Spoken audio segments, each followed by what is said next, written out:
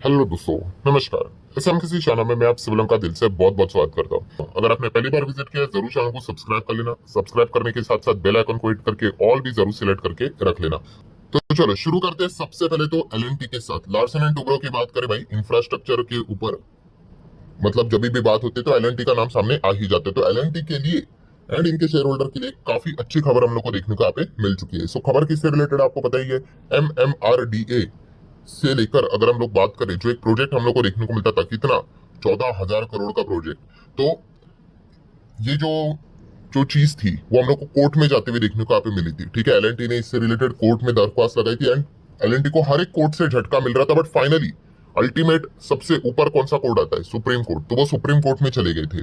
ठीक है, कि जो भी प्रोसेस हुआ था, ठीक है, टेंडर निकलना होता है आपको पता ही है, एंड ट्रांसपेरेंसी के साथ सारी चीजें होनी चाहिए। तो LNT का ये कहना है कि ट्रांसपेरेंसी प्रॉपरली नहीं हुई है। ठीक है, एंड इस चीज के चलते वो सुप्रीम कोर्ट में यहाँ पे गए थे एंड फाइनली हम कह सकते हैं LNT gets the big relief. क्यों? क्योंकि सुप्रीम कोर्ट ने भाई एक्सेप्ट कर लिया है जो MMRDA से रिलेटेड जो इनका जो डिसीजन था, वो सारी चीजें प्रोजेक्ट इंफ्रा प्रोजेक्ट 14,000 करोड़ का वो उन्होंने स्क्रैप कर दिया। मतलब कि अभी फ्रेश नया टेंडर यहाँ पे लाया जाएगा। ठीक है, तो LNT ने उसमें बिड की थी। LNT को ऐसा लगता है कि वो सबसे लोएस्ट बिडर भी थे, उनको वो प्रोजेक्ट मिलना चाहिए था। ठीक है, बट लैक ऑफ ट्रांसपेरेंसी के चलते वो चीजें कैंसिल होती हुई देखने को मिली थी। मतलब LNT को प्रोजेक्ट नहीं मिला था। सो चलिए, अच्छी बात है भाई, अब LNT वापस हम लोग को कम करते हुए देखने को मिल सकता है। ओला इलेक्ट्रिक की बात करेंगे दोस्तों, तो यस, ये क्यों कल के दिन गिरते हुए देखने को मिला था, रीजन काफी साफ है, कंपनी के नंबर काफी खराब देखने को यहाँ पे मिले थे एंड इसी पॉइंट को लेकर ओला इलेक्ट्रिक के जो इन्वेस्टर भी है वो भी काफी डिसअपॉइंट हो चुके हैं। ठीक है, हमें पता है भाई कि आप लॉस में ही रहोगे, इसमें कोई रॉकेट साइंस नहीं, बट आपका जो टॉप लाइन है, रेवेन्यू है, सेल्स है, वहां पे भी खराब परफॉर्मेंस देखने को मिला। अभी कल टुमारो आपको पता है 1 तारीख है, क्या देखने को मिल जाएगा, नंबर्स आएंगे कि जो ऑटो कंपनीज के कि कितनी गाड़ियां बेची है करके। ठीक है, तो और भी ज्यादा ट्रांसपेरेंसी के साथ पता चलेगा इनका मार्केट शेयर क्या है करके। तो इस चीज को लेकर ओला इलेक्ट्रिक के जो इन्वेस्टर है वो थोड़े डिसअपॉइंट होते हुए देखने को मिल चुके हैं, क्योंकि आगे नहीं बढ़ रही कंपनी, इनफैक्ट पिछले गियर पे ही यहाँ पे चल रही, रिवर्स गियर पे चल रही है। देन बात करें दोस्तों, एक ऐसा ग्रोइंग सेक्टर जिसको कोई इंट्रोडक्शन की जरूरत है नहीं, यस, हमारे इंडिया का एयरलाइन सेक्टर लगातार ग्रोथ देखने को मिल रही है। और वर्ल्ड में भी अगर हम लोग बात कर ले, आप सभी लोगों को पता है, तीसरे लार्जेस्ट डोमेस्टिक मार्केट की अगर बात करें, एविएशन मार्केट की बात करें, वो इंडिया का हम लोग को देखने को मिल रहा है। ठीक है, तो लगातार हम कह सकते हैं दोस्तों, एयर ट्रैफिक बढ़ रहा है, पैसेंजर्स बढ़ रहे हैं, डिमांड बढ़ रहे हैं। ठीक है, एयरपोर्ट्स का रिक्वायरमेंट भी बढ़ रहा है। ठीक है, तो इसी चीज के चलते जो एयरलाइन कंपनीज है उनको तो फायदा होगा ही होगा। मार्केट के पर्सपेक्टिव से बात करें तो स्पाइसजेट, इंडिगो, ये दो ही कंपनियां लिस्टेड देखने को मिल जाती है। स्पाइसजेट तो भाई बहुत ही टफ टाइम से गुजरता है। ठीक है, इंडिगो अगर देखा गया तो इस क्षेत्र में अच्छा परफॉर्मेंस कर रहा है, बट यस, यहाँ पे प्रमोटर हम लोग को लगातार निकलते हुए देखने को मिले, बट वो भी कोई ज्यादा चिंता की बात नहीं, बिकॉज प्रमोटर अगर निकल रहे तो इंस्टीट्यूशनल इन्वेस्टर के पास वो हम लोग को स्टेक शिफ्ट होते हुए देखने को मिल रहा है। नेक्स्ट अगर बात करेंगे MDL, Mazagon dock ship builders की अगर बात करें, तो आप सभी लोगों ने देखा ही होगा कि कैसे इसमें जबरदस्त गिरावट देखने को मिली थी, जो कि वेल एक्सपेक्टेड थी। कंपनी के नंबर हम सभी लोगों ने देख ही लिए थे, ईयरली क्वार्टरली डाउन था, एडजस्टमेंट था, हम सभी लोगों को यहाँ पे पता ही है। वो एडजस्टमेंट को भी अगर हम कट डाउन कर दे, स्टिल वो गिरावट देखने को मिल रही थी। फिर भी इसमें एक अच्छा बात यह था कि चलो, जितना खराब परफॉर्मेंस एक्सपेक्ट किया गया था उससे थोड़ा तो बेटर दिखाया। वरना अगर देखा गया क्वार्टर ईयरली तो भाई 50% तक का प्रॉफिट हम लोग को नीचे आते हुए देखने को मिला था। ये जो कंपनियां होती है ना दोस्तों, देखिए इनके धंधे को समझिए, बहुत सिंपल सा गणित है। इनको जब प्रोजेक्ट मिलते हैं ना, इतने बड़े बड़े प्रोजेक्ट मिलते हैं, ठीक है, एंड जब कोई भी प्रोजेक्ट नहीं मिलेगा तो इनका एकदम प्रॉफिट एकदम सूखा पड़ जाता है। ठीक है, टॉप लाइन की बात कर लो, बॉटम लाइन की बात कर लो, तो ये दिक्कतें इनमें यहाँ पे हो जाती। मिलेगा तो इतना बड़ा मिलेगा कि सीधा चेक इतना बड़ा रहेगा कि आप कह सकते हैं कि साल भर का कमा ले। ठीक है, और नहीं मिलेगा तो पूरी तरीके से शांत। ठीक है, तो इस प्रकार के इनके बिजनेसेस हम लोग को देखने को यहाँ पे मिल जाते हैं। नेक्स्ट बात करें दोस्तों, तो Bombay stock exchange, yes, BSE में जबरदस्त परफॉर्मेंस क्यों देखने को यहाँ पे मिल रहा है, एकदम तेजी के ऊपर तेजी। तो आप सभी लोगों को पता है मल्टीपल रीजन है। पहले तो सेबी ने FNO के नियम वापस यहाँ पे चेंज कर दिए हैं।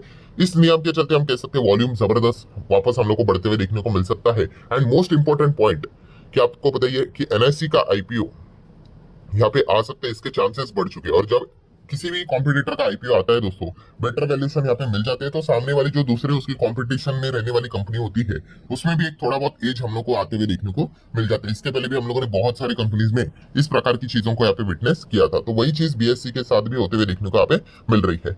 आगे बढ़ेंगे, आरवीएनएल को अगेन ऑर्डर्स मिलते हुए देखने को मिल रहे हैं, कॉन्ट्रैक्ट साइन किया, MOU साइन उन्होंने यहाँ पे किया है। टेक्समैको रेल की बात कर ले, ठीक है, तो उन्हीं के साथ इनके हम लोग को डील्स होते हुए देखने को यहाँ पे मिल रहे हैं। सो अगेन सेम वही चीज, टॉप लाइन इसमें सुधरते हुए देखने को मिल जाती है। आ जाते हैं दोस्तों आज के दिन का सबसे important company Vodafone idea. Yes, important क्यों? क्योंकि आपको पता ही है दोस्तों कि कंपनी के नंबर हम लोग को देखने को यहाँ पे मिलने वाले थे। ठीक है, एंड नंबर्स की अगर बात कर ले तो इतना कुछ क्या ही एक्सपेक्ट करे।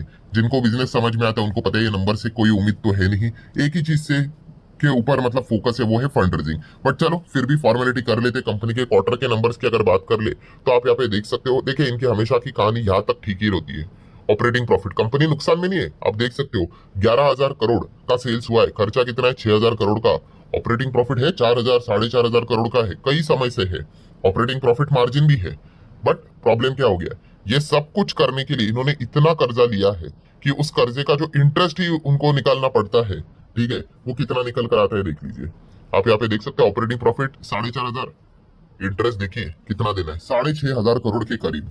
ठीक है, तो क्या हो जाएगा भाई, ऑब्वियसली कंपनी घाटे में चली जाएगी। तो आप यहाँ पे देख ही सकते हो लॉस देखने को यहाँ पे मिल रहा है। प्रॉफिट क्या ही बोले, loss before tax, and tax क्या ही रहेगा, लॉस में रहेगा तो जीरो ही रहेगा भाई। वही चीजें आगे कंटिन्यू होती है। वही अर्निंग्स में भी आपको माइनस माइनस माइनस का ही खेल देखने को मिलेगा, जितना पीछे जाओ यही सिनेरियो आपको देखने को यहाँ पे मिल रहा है। सो कंपनी काफी टफ टाइम से यहाँ पे गुजर रही है, बच्चे बच्चे को यहाँ पे पता ही है।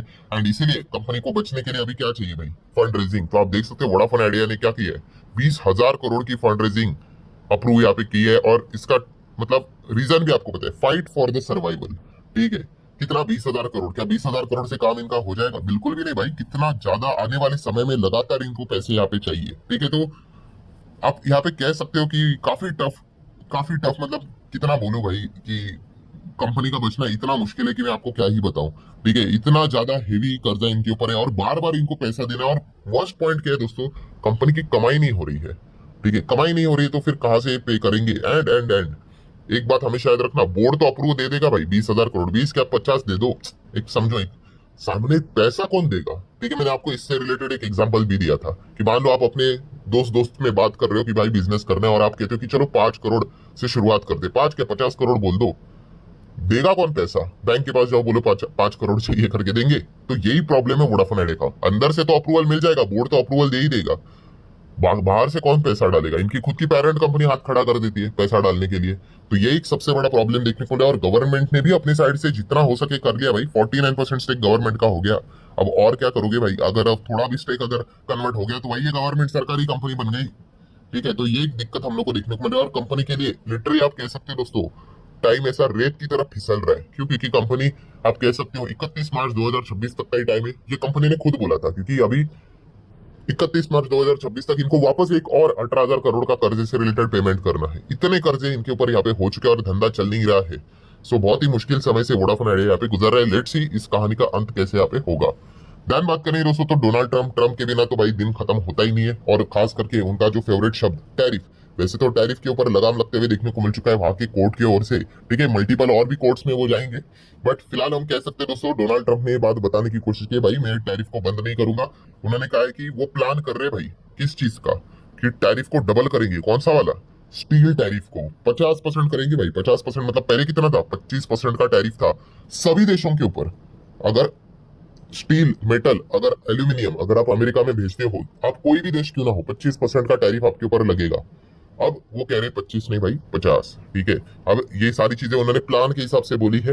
अब ये कब से होगा देखने वाली बात है। उन्होंने तो बोला है कि 4 जून से ये सारी चीजें वो स्टार्ट करते हुए देखने को आप मिलने वाले हैं। सो देखते हैं आगे क्या होता है करके। इस चीज को लेकर मेटल सेक्टर अगेन डिस्टर्ब होते हुए देखने को मिलेगा।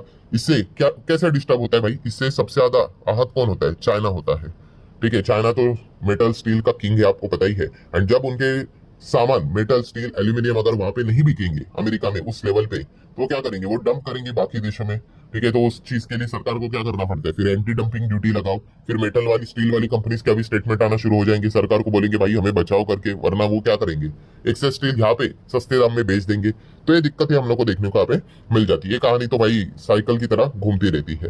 देन अगर हम लोग बात करेंगे दोस्तों आखिरी किस कंपनी के बारे में, सुजलॉन। यस, सुजलॉन के नंबर हम लोग को अच्छे देखने को मिले थे, इसलिए कल के दिन अच्छी तेजी देखने को मिली थी। नो डाउट वहां पे एक डेफर्ड टैक्स क्रेडिट का एडजस्टमेंट भी हम लोग को देखने को मिल रहा था, बट उसको भी अगर हम लोग हटा दे तो एक अच्छा ही परफॉर्मेंस देखने को मिला था, क्योंकि कंपनी का टॉप लाइन रेवेन्यू जो था वो इस वक्त काफी बढ़िया हम लोग को देखने को यहाँ पे मिल रहा था, और उम्मीद से अच्छा ही परफॉर्मेंस सुजलॉन ने यहाँ पे दिखाया था। एंड इनके लिए अच्छी बात कौन सी हो गई कि सरकार की पॉलिसीज कि भाई रिन्यूएबल सेगमेंट में अगर आप इक्विपमेंट खरीदने जाओगे तो स्वदेशी इक्विपमेंट्स आपको खरीदने पड़ेंगे। ये पॉइंट सरकार ने जब से कहा है तब से लेके इनसे रिलेटेड जो कमेंट्री मल्टीपल ब्रोकरेजेस की ओर से, खास करके सबसे पहले शुरुआत मोतीलाल ओसवाल ने की थी इसी पॉइंट को लेकर। सो उसके बाद यहाँ पे एक अच्छा परफॉर्मेंस देखने को यहाँ पे मिला है। सो ठीक है दोस्तों, जितने भी इंपॉर्टेंट पॉइंट्स थे सारे कवर कर रहे। वीडियो हेल्पफुल लगा होगा चाहो तो लाइक एंड शेयर कर सकते हैं। मिलते हैं नेक्स्ट वीडियो में, तब तक के लिए बाय बाय।